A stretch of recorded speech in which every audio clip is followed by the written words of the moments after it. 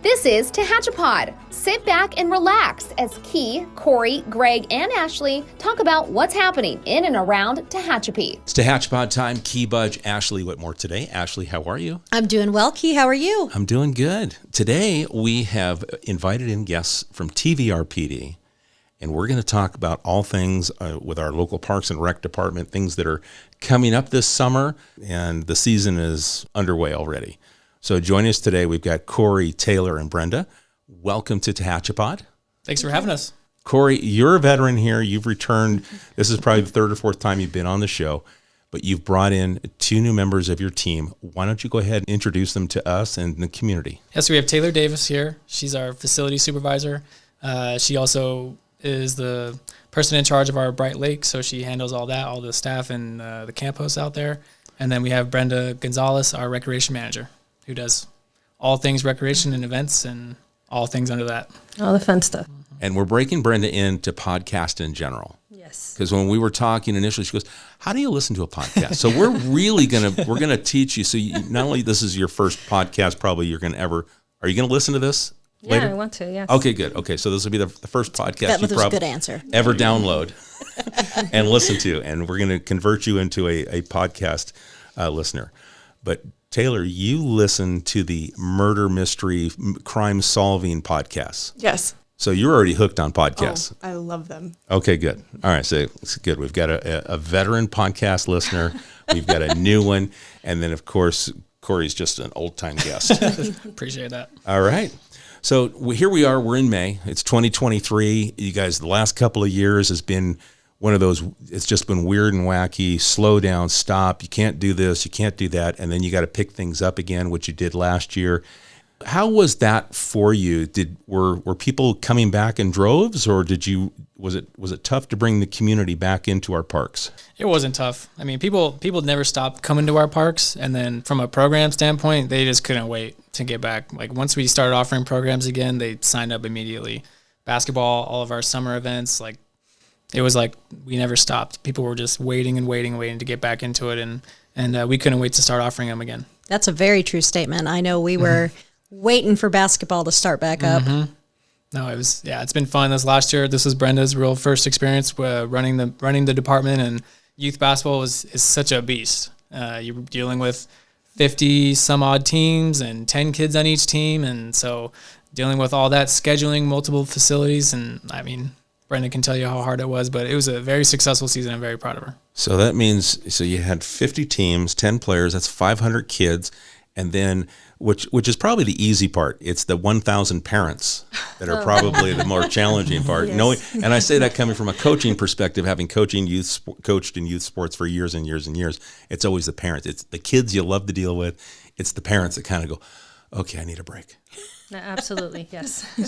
So with basketball, has it finished, wrapped the season? Yes, we ended in March. Okay, so now you can kind of look in the rearview mirror, feel good about where the basketball program finished. Mm-hmm. Oh yes, it was definitely a puzzle for me, and it was not easy. There was a lot of sleepless nights and working weekends and staying up late, trying to make sure I had everything right. But once we started, it went pretty well. The ending was great. It was definitely a relief. I was very happy when it was over and that everything went well. And then we are now diving into our summer, which is very, very busy. And I know my grandson is playing coach's pitch. So the season has started. The kids are out there at Meadowbrook having a good time. Yes. And just like typical, Corey, when you play ball, I mean, it's cold. Here we are in May, and we have these freezing cold days that only seem to happen on Thursday and Saturday. Oh, yeah. On your days. Yeah, exactly. And what is it, Wednesday for T-ball, right? Tuesday. Never question buying the sweatshirt. That's right. Just always do it. Yeah. Yep. That's a Tehachapi standard. Mm-hmm. Well, good. So we've got, and how's that program going so far with that getting kicked off with T-ball and coach's pitch? It's going pretty well. We just had picture day on Saturday. It was a little chilly, and but that's been successful. And then we also have our youth volleyball that's also going on right now, and that's going great as well. Excellent. Now, what are some of the things as far as program-wise that are coming up? Since those are already in session, they're started. What's next? What's around the corner? For our youth, we have our summer adventure camp coming up. That will start immediately after the week after school ends, so June 12th, run for 8 weeks. And then we have our swimming pool. We have swimming lessons starting June 12th as well. And then we have our adult volleyball league, adult softball leagues, and those are all taking place in the summer as well. Now, if people want to sign up for those programs, how do they go about doing so? So they will have to visit our website or come into our office. They can visit our website at tvrpd.org. There is a women's, a men's, and a co-ed softball league. And then they do have to come up with their own team. We do not put teams together, so that's something that people need to keep in mind. And then they have to register as a team for those. And are there still spots available for like the youth camp and everything? Yes, we still have openings for those. We actually just opened our swim lesson registration yesterday, and some of them are filling up already. It's on a high demand. Yeah. And for summer camp, we take them all summer long. We do cap certain age groups, but typically you're able to sign up for the week at a time or certain days. So we have that flexibility. Now, from a parent's perspective who's had their kids in the program for years, they're kind of aged out now and everything, but they loved the fact that each of your weeks were themed. So can you tell kind of people a little bit about that and kind of how that works for the kids?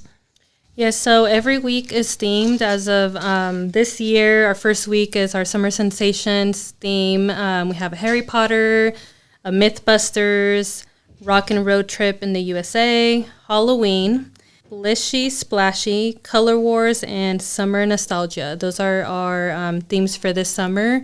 And the kids have a great time. The whole week is themed. And then every Friday, they either can go on a field trip that goes along with the theme, or they do something fun in-house. And they definitely go all out, and the kids really love it. Yeah, it was definitely a highlight, I think, for my kids each summer. And as they got a little older, I gave them, a couple weeks where they could choose a week to go. And there were some summers I had to send them all summer. So they loved it. Well, there's nothing like a testimonial. You're able to talk about from the parents' point of view and through your kids. And you said your kids have aged out of the program, but you're able to look back and the success that Ashley saw with her kids. That's got to make you feel good, Corey, that, parents, and they look forward and the kids look forward, to the programs you guys put together. Yeah, that's great. I mean, that's one of our favorite programs. I mean, it's been growing steadily every year, and we love to see the kids that come back from the summer before, because that means that we did something right.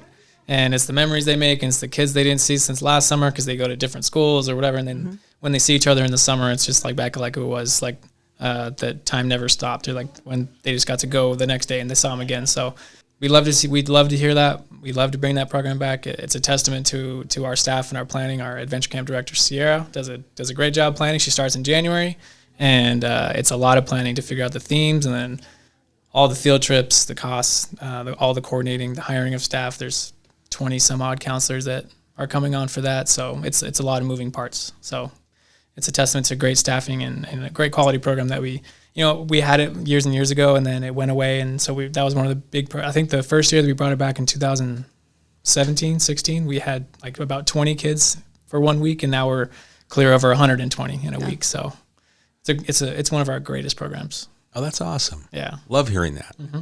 And I love seeing, like, when you tell the stories and you're talking about, Ashley, you're talking about your kids' experience, you're recalling those moments, when you're talking to them and they get to pick their theme.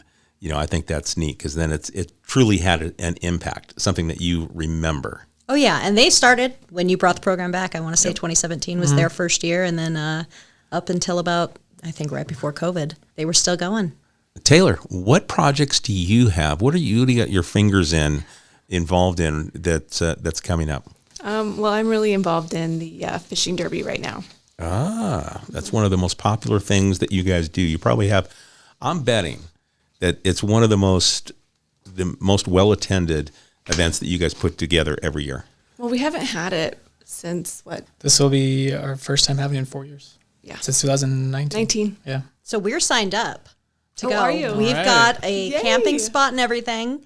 Well, I shouldn't say we're. My husband and kids are signed up for the actual fishing derby part, because I won't touch the fish. But I have my book ready to go. But they're super excited, and I know my daughter was going on about some prizes she's expecting to win. But can you tell us kind of what those prizes are and how that all works? So we'll have 3 different age range prizes. So first, second, and third. What is it? It's 0 to 9, and then 10 to 15, and then 15 and up we'll do first, second, and third. But we're also doing a lot of raffle prizes too, and we have some really great raffles this year. That's awesome. They'll be excited. We got a fishing kayak donated.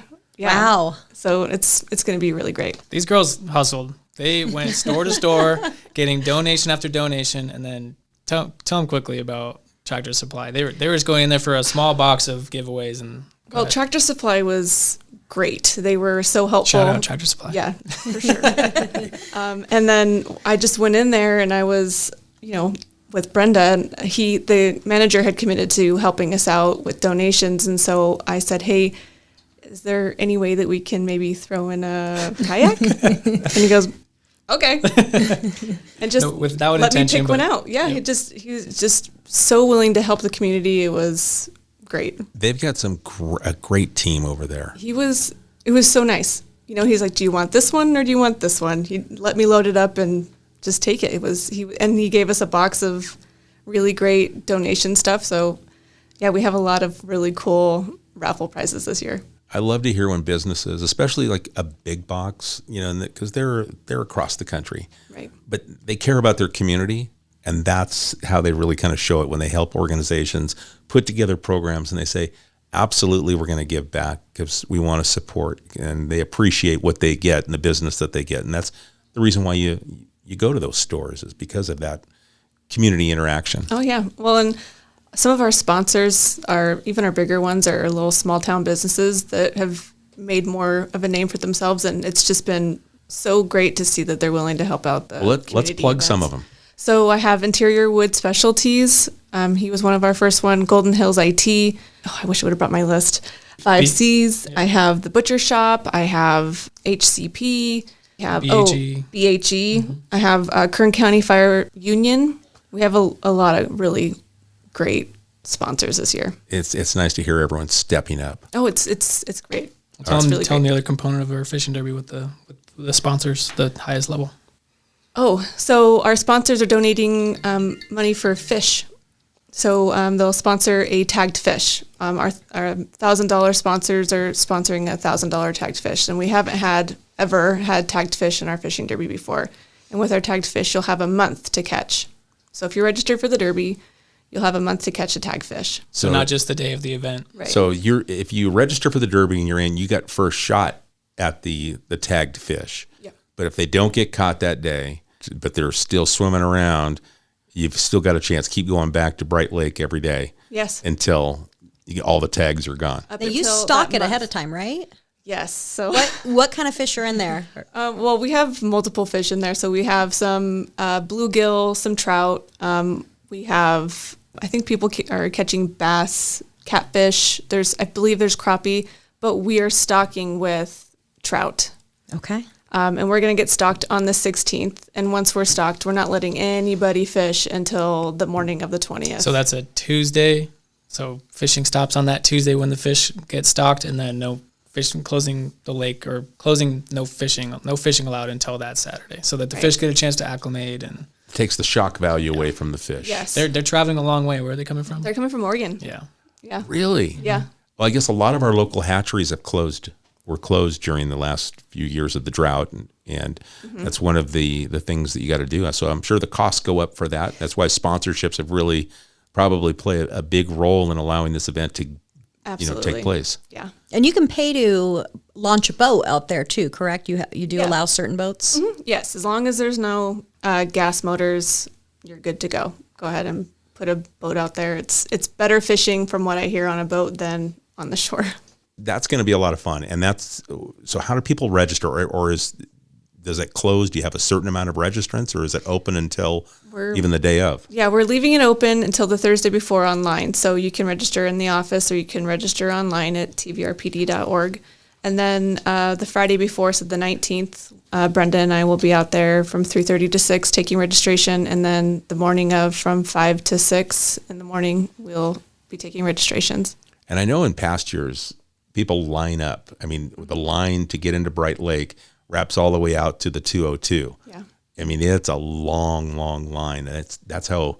I got to say, I thought my husband was a little crazy getting a camp spot starting He's not. Thursday, but I No, guess it's not. great. No, it's It's a great idea. And we're full that week too. We have no spots available. Okay, so camp, even dry camping? Dry camping, everything. Every Sold spot out. that we have is sold out. That's fantastic. Yeah, it's great.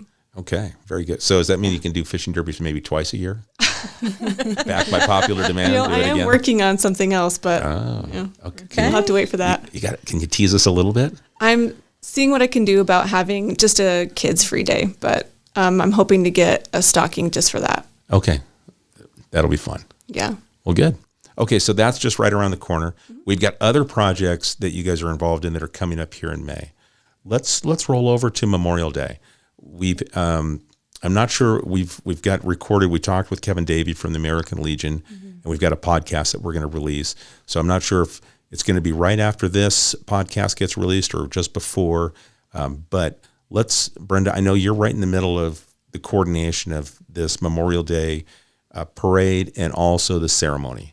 So let's talk about that. Correct. So our Memorial Day parade and ceremony take place on Memorial Day, which is May 29th this year, and that's a Monday. The parade will begin along Mulberry and F Street is where kind of the setup will be, and they'll go along F Street.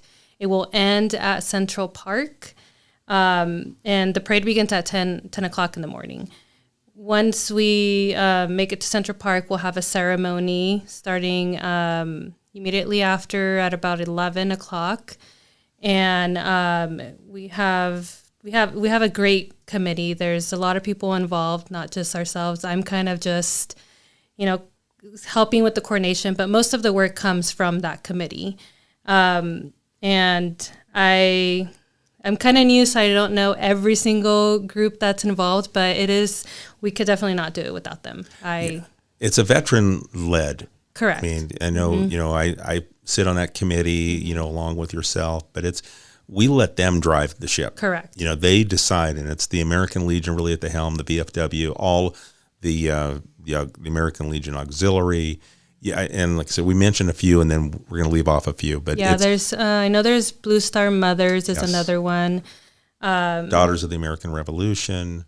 Yes. And I'm drawing blanks as soon as I try to pull it, just like you trying to pull your sponsors, Taylor. I'm sorry, I'm doing the same thing. I should have brought my list. Yeah.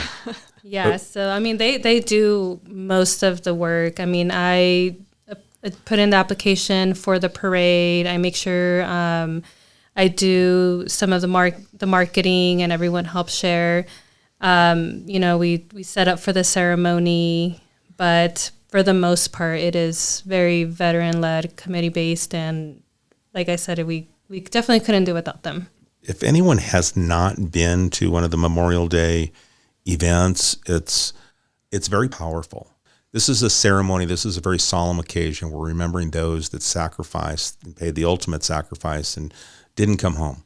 So many of these veterans, it's powerful. You'll see it in their face. You see it in how they carry themselves and the ceremony and being to the military attention that it deserves to show the respect for those that didn't make it home and for the families of the fallen.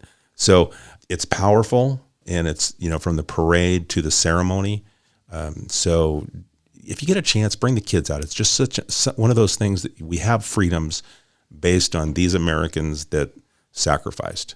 So I really want people to think about going to Central Park or find a spot along the parade route and take it in and understand what it's all about. But I know you're right in the middle of all this coordination. Like you said, it's veteran-led, but it's thanks to you. You're the one that does the coordination. You're the one that puts the agendas together. You're doing the applications. So all of that falls on your shoulders to make it easier for them and having one central point. So thank you for doing that. Yeah, no, absolutely. I really enjoy it. I like this kind of stuff. I think it's important. And I bring my kids every single year, and they help me out with something as simple as just setting up the chairs for the ceremony and taking them down. And I think that it's a great event, great for them to really hear and understand the meaning behind Memorial Day. So I really enjoy it. Yeah, it's not just a 3-day weekend. Yeah.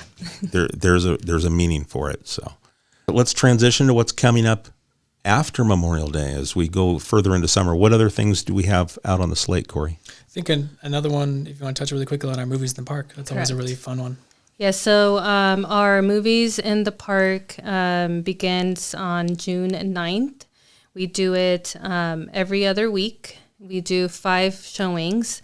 Our first one, like I said, is on a Friday, June 9th. Typically, they're on Thursdays, but June 8th is the high school graduation, so we do not want to interfere with that.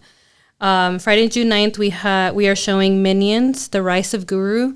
This will take place at Meadowbrook Park. This great free community event is sponsored by Alto One, and thanks to them, we were able to put this on and have great quality screening so that everyone can see. We're showing Indian in the Cupboard as a little throwback movie that will be on June 22nd.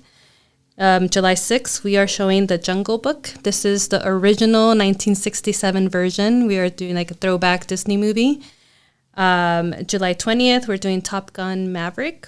And all 4 of those are in Meadowbrook. And we will end on Tuesday, August 1st with Puss in Boots, The Last Wish. And that one is taking place at Central Park in conjunction with National Night Out.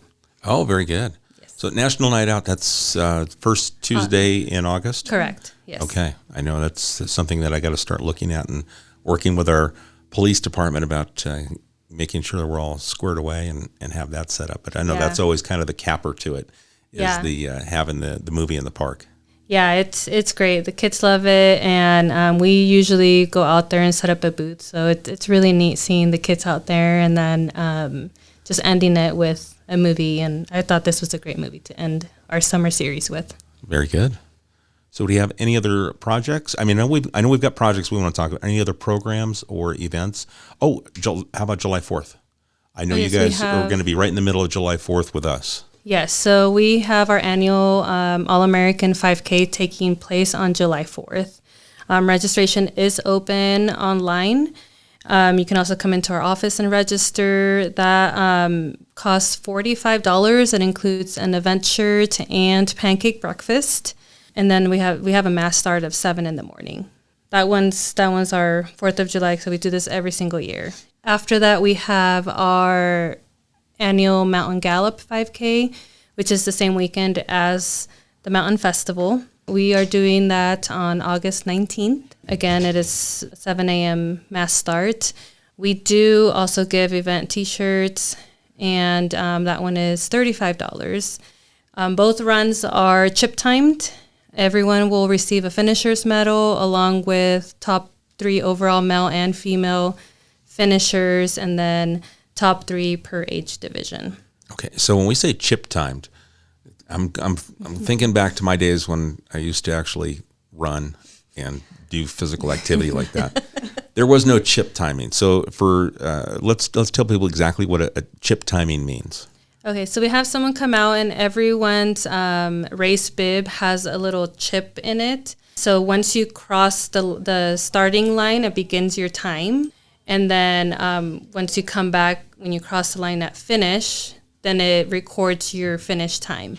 So this all goes into a system that tells us what your overall time was to complete the 5K. And then it will split up by age division and let us know who were the first 3 finishers. And this is all in the system. It will have your name attached to your race bib. So that's nice, because then you don't have to worry about crowding if you're trying to win, you don't have to crowd the starting line and knock people over to try and get through. You could be at the back of the pack and your clock doesn't start till you cross the line. Correct. And it's really neat because they have like a little QR code. So as soon as you finish running, you just while you're waiting around, you just scan it and it'll show you your time and where you're placed. So it's really neat. And so just because you're first to pass the finish line doesn't necessarily mean you're the winner. That's right. Okay. But Does it know if you throw in a shortcut? If you cheated? Yeah. Yeah. Oh, should I not have asked that? Yes, Little- we'll absolutely know if you cheat. Yes. tracks If you the whole way. Sure. I pick up an Uber a block away and say, just let's swing me around a corner here and I'll wait about 20 minutes and I'll Now you're I'll giving run people across. ideas. I know. I was just thinking about an episode of The Office where I watched those. They did that. But so that's going to be fun, and having the 5Ks. Is it suitable for walking too? So if there's a family that wants to push a stroller or something like that, they can participate. Yeah, we have people who who will just go and walk it. And Strollers. Yeah. People dress up. They bring their kids out. It's not just super competitive. We wanted to make it very friendly, family friendly morning, and bring your family out. People run with their dogs, I think, and strollers. So it's for everyone. Okay, so it's all inclusive. And it's not, it's like you said, it's not necessarily, there are people who go out there and their goal is to win. Right. But everyone gets a finisher's medal. So you're going to get an event shirt and a medal regardless for participating. And then if you're in it for the competition, then you will also get another medal based on where you placed. Are you in, Ashley? No. Okay. No, unless there's an Uber waiting around the corner. No. Okay, all right. We'll share an Uber. Can I? Yeah, I was gonna say, can I get in with that? Yeah, right. My daughter, she 100% will be all about it, but no, she did not get that from me. Okay, so any other programs that we want to mention, or are we ready to roll into some projects? Yeah, you guys have been just a couple programs going on, there's- but I think that's about it. okay. Well, I do want to kind of go over our pool. Oh yeah, let's talk about that. That's one thing that I know talking to you, Corey, that you get phone calls probably almost on a daily basis, we do. definitely We sure weekly, wanting to know about what's going on with the pool. We sure do. All right. Absolutely. It's very, very high demand, very popular, and we got a lot of requests to have it open year round. And unfortunately, that's not really doable, but we did open our pool in April. Right now, our current schedule is just up until June 9th. So we offer morning lap swim every Tuesday and Thursday from 5 a.m. to 7 a.m. We offer evening lap swim every Monday and Wednesday from 5 p.m. to 6:30 p.m. And then we also do water aerobics. We have shallow water aerobics on Mondays and Wednesdays from 7 to 8 p.m. And then deep water aerobics on Tuesdays and Thursdays from 7 to 8 p.m. as well. And then our summer schedule will be released soon, but that will begin June 12th. As soon as summer starts, and we'll, like we mentioned earlier, we'll be offering swim lessons, which registration has already opened. We will have open rec swim available, and then hopefully we can offer a little more lap swim. But as of right now, that's what we're looking at. We do sell punch passes. You get 10 entries for $40. You can purchase that at the pool or at our office.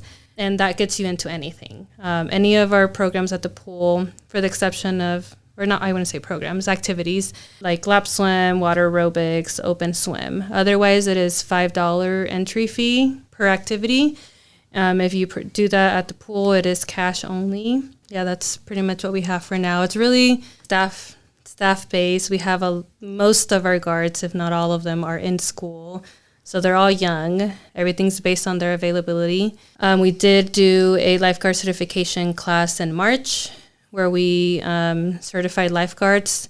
And they come from everywhere. They can, come and take our class so that they can go work in Bear Valley or Stallion Springs or with us. The March one was pretty successful for us. We were able to hire most of those guards. And then we just did one this weekend as well. So, we only got 2 of those from this weekend, but yeah, it was great. Are you still looking for more lifeguards? We always are. We're in a good place right now. We're not in dire need, but the more the better, because last year we had, I believe, 13 guards overall, and they were working. They were working split shifts, multiple shifts a day.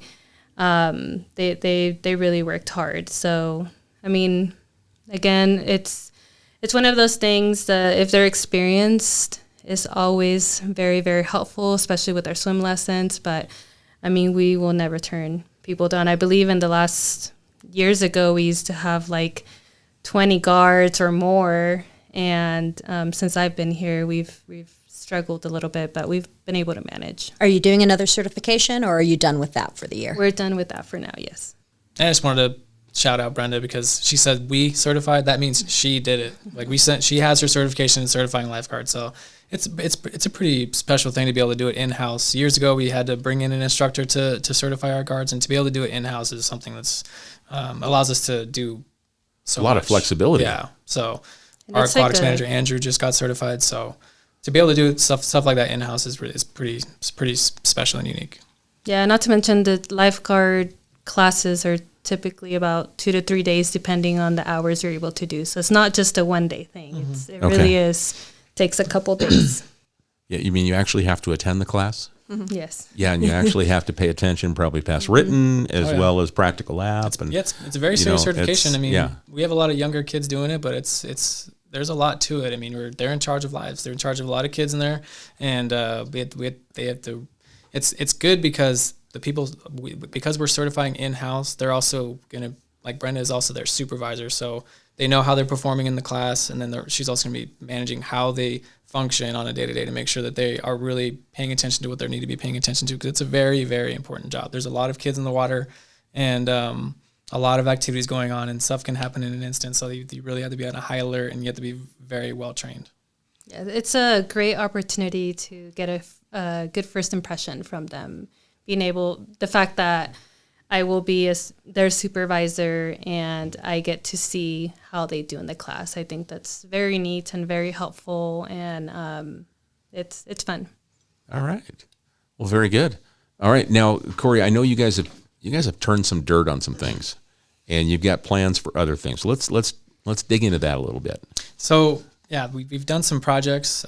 We would have completed some of these projects that I'm about to go into earlier, but we got some weather the last few months, and it kind of, I mean, I know the city has felt it, you guys have felt it as well, as some rain delays on some projects, but we were able to pull the trigger on some and finish them. And one of the ones that I really wanted to get done before the summer was our a project at West Park.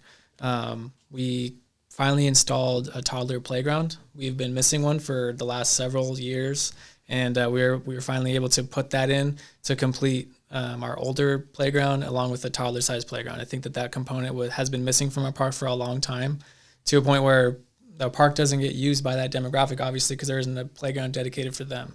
And so to be able to put that in, I think it brings a whole new dynamic to our park. It brings a whole other age group, and I think that's really special. In addition to that, we replaced our old swing set. Love it. It still is functional, but we needed something bigger and just new. It's served its life out there, and I think that there's a spot for it. I think we might be taking it out to Bright Lake maybe, and it's in good shape. But the one we put in at West Park is brand new. It has two regular swings, two toddler swings. It has the mommy and me expression swing, so mom and her toddler can swing together, and then a all accessible ADA swing. So that's really special, and that was made possible by Cheers a Charity. And so we have our Tehachapi Parks Foundation is our nonprofit tied to the park district, and we were able to apply for funding, and we were granted $10,000 from Cheers a Charity. So I wanted to give a special thank you to Cheers a Charity. Whenever I talk about this project, I want to just thank them, because it's a very special project, and to bring that to West Park, and there's so many other worthy nonprofits, but for us to be selected for that funding it means a lot. So to be able to add that to West Park was really special. And so we finished that project, and then also in conjunction with the fishing derby coming up, we completed a lot of. I think we're finishing up today or tomorrow, but we're doing a lot of road work out there, road maintenance to the lake, to the campground out there. The roads up there have been in rough shape in years past. It's a well attended campground. But we wanted to really put in some funds to really scrape those roads and make them smooth again, and fill in potholes and put down some road base so that it's nice and smooth. And the weather doesn't help, but if we're able to scrape that and make it more accessible, we have some nicer rigs that go out there. And the last thing you want as a person driving a nicer rig is to be going through potholes and stuff. And so gearing up for the derby and gearing up for our summer push, we invested some dollars into improving the roads out there. So that was pretty fun. Very good. That was pretty fun to do.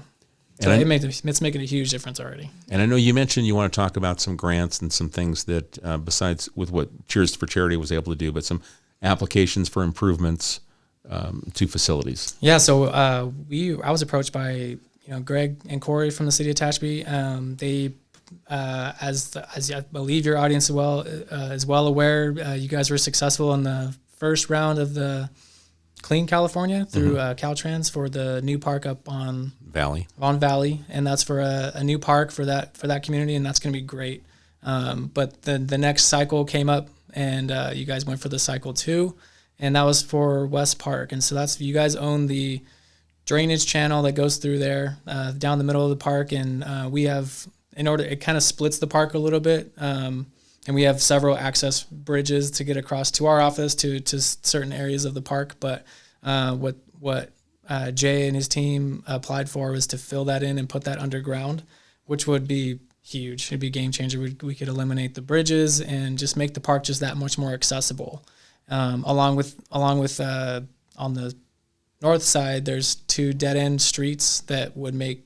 They would also include some walking paths that can bring into the park as well, making it more ADA accessible, like another ADA accessible access point from those ends. And then, and so on top of that, part of that, they also approached us asking, well, what other park improvements could we include as part of this application, which is a blessing as well. I mean, they could have just done the minimum of just filling that drainage channel, but they said, while we're here, what else can we include as part of this project to make the application more attractive and to just benefit the park even more? And so one of the big ones is our restroom right there, tying it into sewer and relocating it to a better area of the park. As you know, West Park is home of Tehachapi Little League as well. And so the restroom that's there is their snack bar. And so putting that in a more central location and relocating that and also tying it into sewer would be a massive improvement and help them, help us, and help just the accessibility of that restroom. So doing that, doing sidewalk, doing some trees, and then also some lighting, some sidewalk, and just really tying that park in together. Those improvements would be incredible. And we would see that, obviously. We would feel that from day one because that's our home. Our district office is located there. But really exciting project. We're thrilled that even the city could have applied and put those funds towards a number of projects, but to pick West Park for that funding it means a lot to us. It's really exciting. I think that drainage, when I think about it, it's like if there's any kind of, over watering or things that go on in the neighborhoods, it looks like a seasonal creek. That kind of runs through. And people think, oh, you got a seasonal creek. No, that's just the drainage for the neighborhood. So it'll be a safety improvement. Should this be granted? I mean, these things, there's a lot to it, and it gives it more accessible area. Yeah. By putting that underground, I mean, it's a wide drainage, and it gives just more, whether it's going to be grass or picnic bench, whatever is going to go there, it's just more usable space for people. 100%. We're thrilled. Just the access points, because right now there's only 3 bridges that gets you across those, but be able to walk through at any number of those points throughout that drainage channel is huge. It's huge, and the walking path that'll be right on top of that is the plan. So to really connect the south end to the north end and vice versa, to be able to go through the park on a nice path is really nice. Yeah, and I know our teams were out doing community surveys, talking to the public out there during different programs and just trying to get input on what they thought were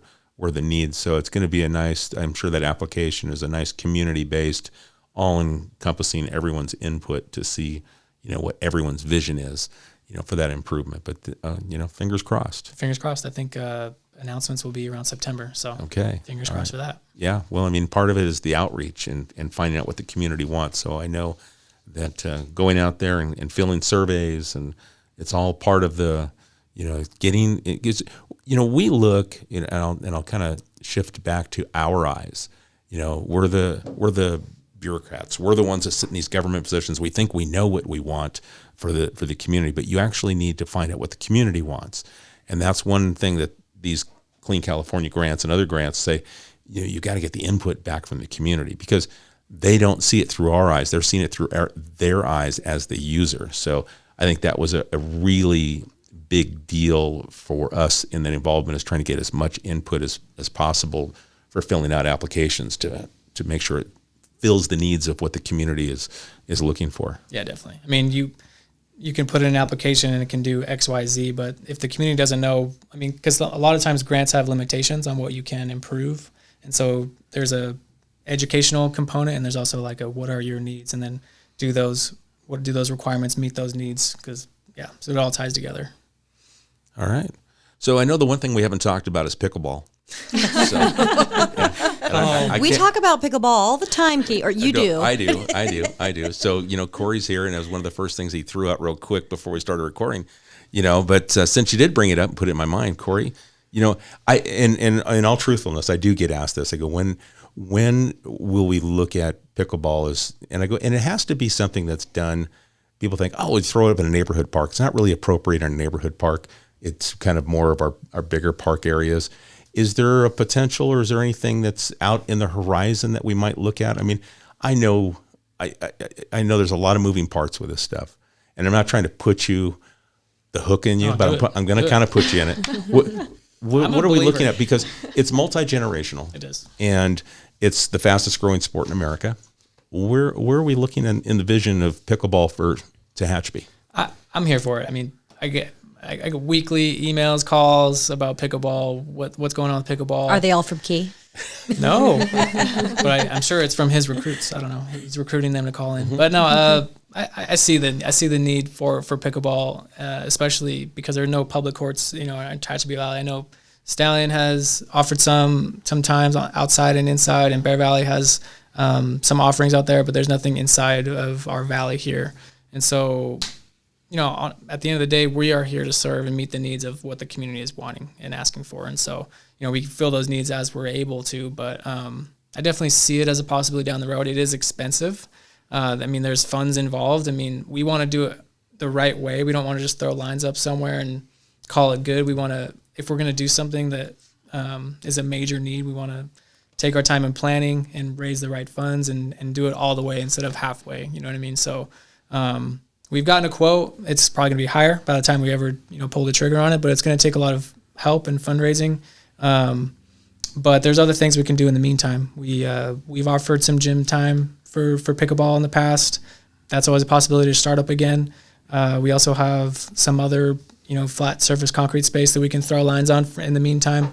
But what we're really going to start, if we really want to do this, it'd probably be forming a committee, getting some really passionate pickleballers, and we're going to need help fundraising. Okay. I think that's what it's going to take, because we're looking at over six figures I think that if you're going to do it, I think 2 courts is not enough. I think you need 4.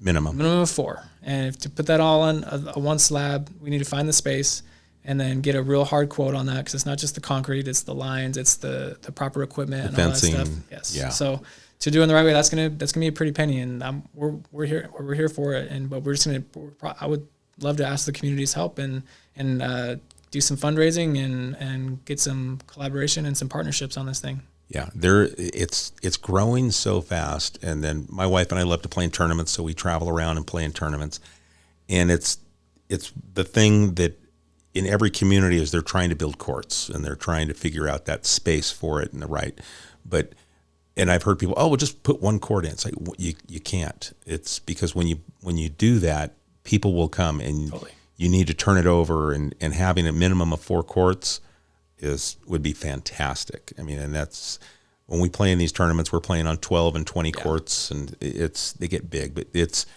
we are a tournament community. So I'll just throw that out there. Okay. That I'll even help you. All right. If you get to that point, and when we get it done, we'll coordinate and make this a destination for people to come and play. Hosting leagues, our own tournaments, and league play is a blast. Youth clinics.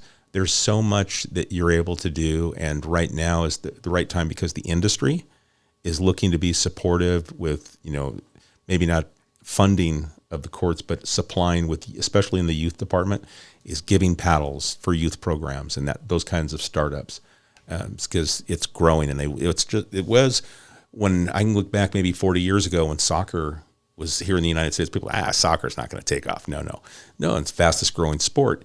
And all of a sudden, soccer is, I can't find an adult that probably didn't play soccer as a kid, or at least went out there when their brothers and sisters played.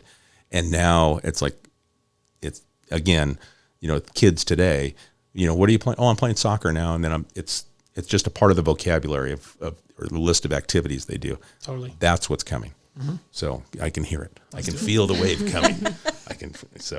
Where do I stand on it? I'm in. All right. Good. So what else do we have? Anything else? Or we covered a lot. We talked about a lot of programs, activities, projects. I want to make sure I mention that our All-American 5K is presented by Adventist Health Tehachapi. We absolutely could not do that without them. They have committed many years of sponsoring this event, and we are very, very thankful for their continued support. Same thing for our Mountain Gallop. We are sponsored by Waste Management. They do this every single year. And then 2 other events I did want to bring up. We have our Old Timers Reunion happening August 6th. It happens every single year for Sunday of August.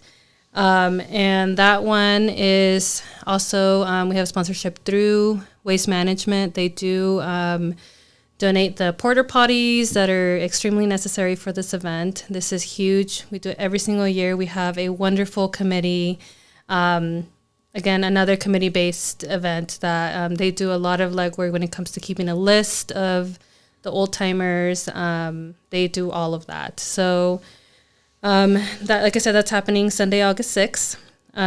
We will be sending out invitations in June for everyone on that list. And if anyone's interested or has questions, there is a new email address for contact, and that is tehachapi@gmail.com. You can RSVP there, you can ask questions there, and you can also call our office to RSVP. But it would be much easier and smoother if you could email that email. And what's the rule? You have been here 40 years? It's 40, yeah. Okay. Because I'm almost an old timer. Make sure you get her on the invite list there. Put her on that list.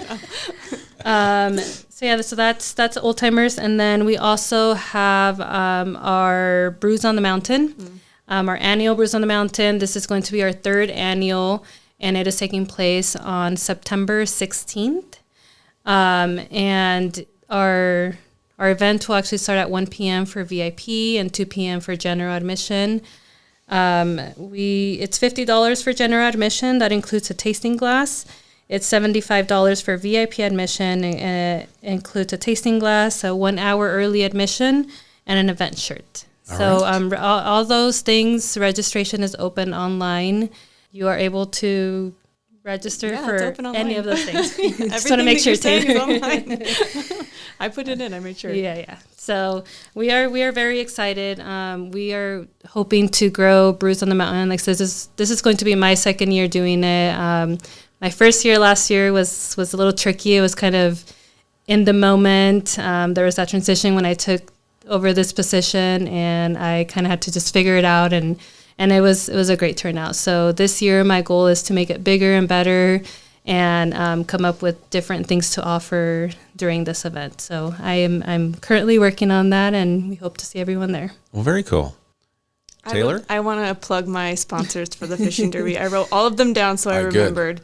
I have Monument Insurance, Interior Wood Specialties, Grimway, BHE, Golden Hills IT, Kern County Firefighters Union, Butcher Shop, 5 Seas Landscaping, HCP Advertisement, Jack Miller Realty, 5150 Lures, Vegetation Management Services, Ashmore Motors, and Red Tail Conveyance. And then we also have P-Dubs coming out, and they're going to have the brewery from Mountain Brewery, that the bowling. They're going to be out there as well.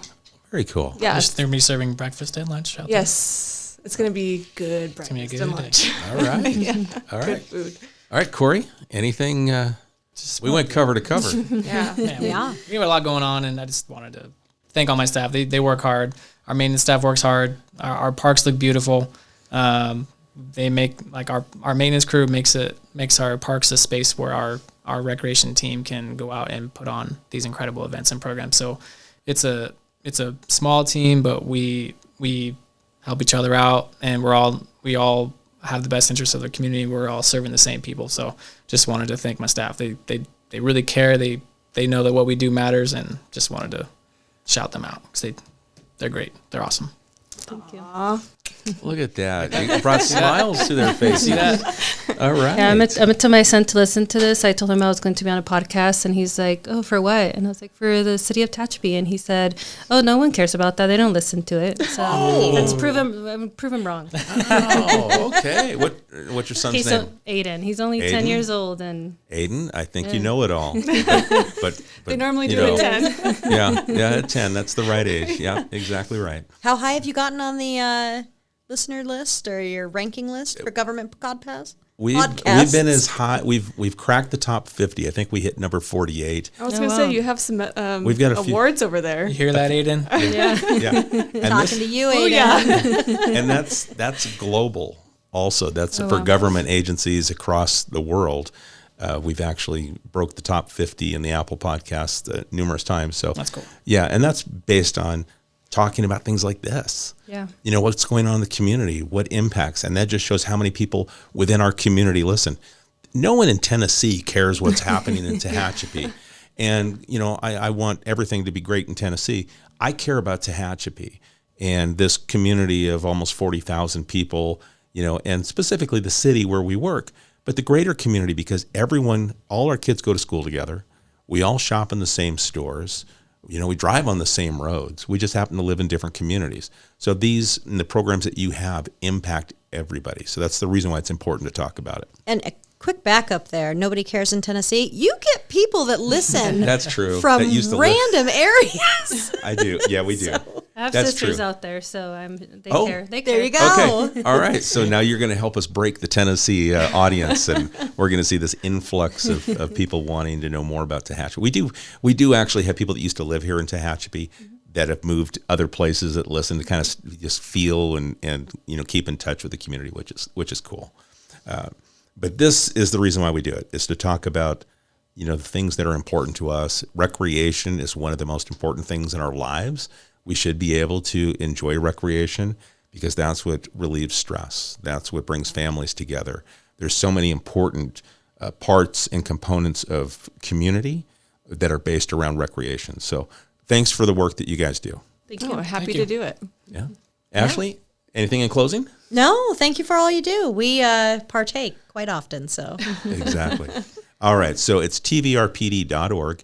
Find all this information that we've talked about. If they do have a question, what's the general email that people can send to? Do you have an info at? Yeah, info@tvrpd.org. Okay. So if you got a question on anything that we've talked about, you can address it there. Yeah. If you miss it, you can always send it to media@tehachapicityhall.com. We'll make sure we get it to either Taylor or Brenda or Corey. And guys, just appreciate the time. Thanks for coming in. Thanks for having us on. Thank you. All right, folks. If you have a question, send it to us, media@tehachapicityhall.com. We appreciate the time you spend with us, and we'll catch you again soon right here on Tehachapod.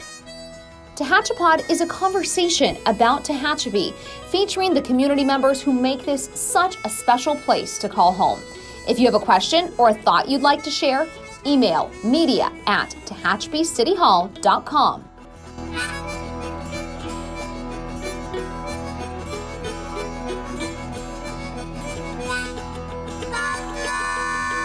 Thank you to Gary Mazzola for sharing his song, This is Tehachapi.